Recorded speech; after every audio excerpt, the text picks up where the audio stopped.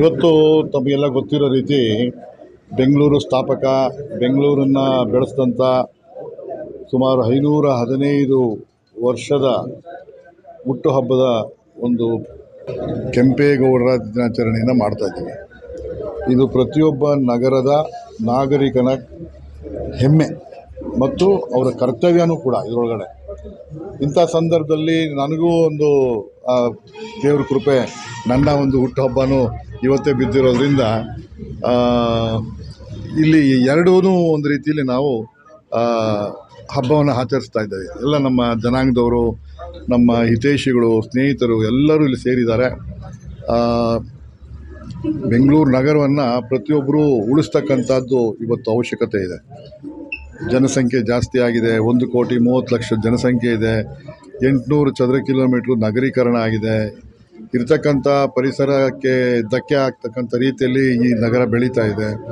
ಪರಿಸರದ ಜೊತೆಗೆ ಯಾವತ್ತೂ ನಗರಗಳು ಬೆಳಿಬೇಕು. ಆದರೆ ಪರಿಸರದ ವ್ಯತಿರಿಕ್ತವಾಗಿ ಬೆಳೀತಕ್ಕಂಥದ್ದು ಅದು ದೂರದೃಷ್ಟಿಯಲ್ಲಿ ಬಹಳ ಕೆಟ್ಟದ್ದು.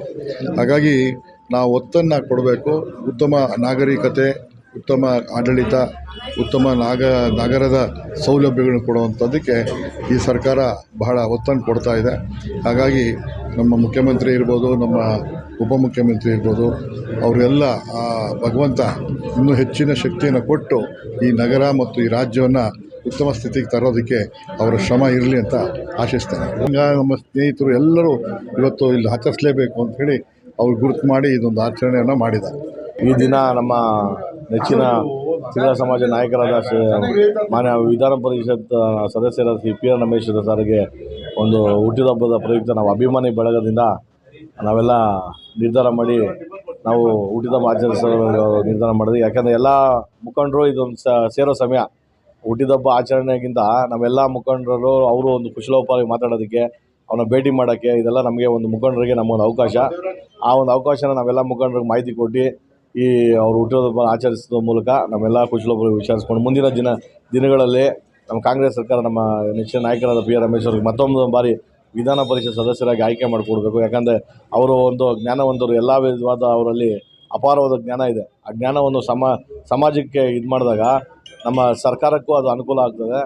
ಆ ನಿಟ್ಟಿನಲ್ಲಿ ನಮಗೆ ಈಗಿನ ನಮ್ಮ ಕಾಂಗ್ರೆಸ್ ಸರ್ಕಾರ ಅವರಿಗೆ ಮತ್ತೊಮ್ಮೆ ಬಾರಿ ವಿಧಾನ ಪರಿಷತ್ ಸದಸ್ಯರಾಗಿ ಆಯ್ಕೆ ಮಾಡಿದ್ರೆ ಸರ್ವಾಂಗೀಣ ಅಭಿವೃದ್ಧಿಗಾಗಿ ಅವರು ದುಡಿತಾರೆ.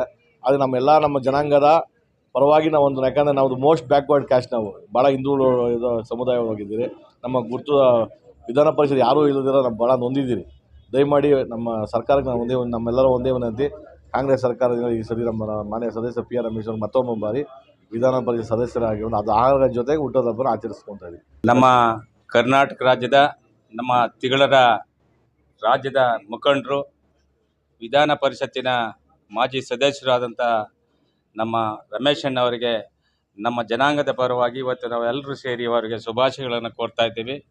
ಅವರು ಇಷ್ಟು ದಿನ ಸುಮಾರು 40-45 ವರ್ಷಗಳ ರಾಜಕೀಯ ಸೇವೆ ಮಾಡಿ ನಮ್ಮ ಜನಾಂಗಕ್ಕೆ ಒಳ್ಳೆಯ ಹೆಸರು, ಕೀರ್ತಿ ತಂದುಕೊಟ್ಟವ್ರೆ. ದೇವರು ಇನ್ನೂ ಅವರಿಗೆ ಆರೋಗ್ಯ ಕೊಳ್ಳಿ. ರಾಜಕೀಯವಾಗಿ ಇನ್ನೂ ಅವರಿಗೆ ನಮ್ಮ ಕಾಂಗ್ರೆಸ್ ಸರ್ಕಾರ, ಸಿದ್ದರಾಮಯ್ಯ ಇರ್ಬೋದು, ಡಿ ಕೆ ಇರ್ಬೋದು, ಪರಮೇಶ್ವರ್ ಇರ್ಬೋದು, ಎಲ್ಲರೂ ಅವರ ಆಶೀರ್ವಾದ ಇರಲಿ, ನಮ್ಮ ಜನಾಂಗಕ್ಕೆ ಒಂದು ಶಕ್ತಿ ತುಂಬಲಿ ಅಂತೇಳಿ ನಾನು ಆ ದೇವರಲ್ಲಿ ಪ್ರಾರ್ಥನೆ ಮಾಡ್ತೀನಿ.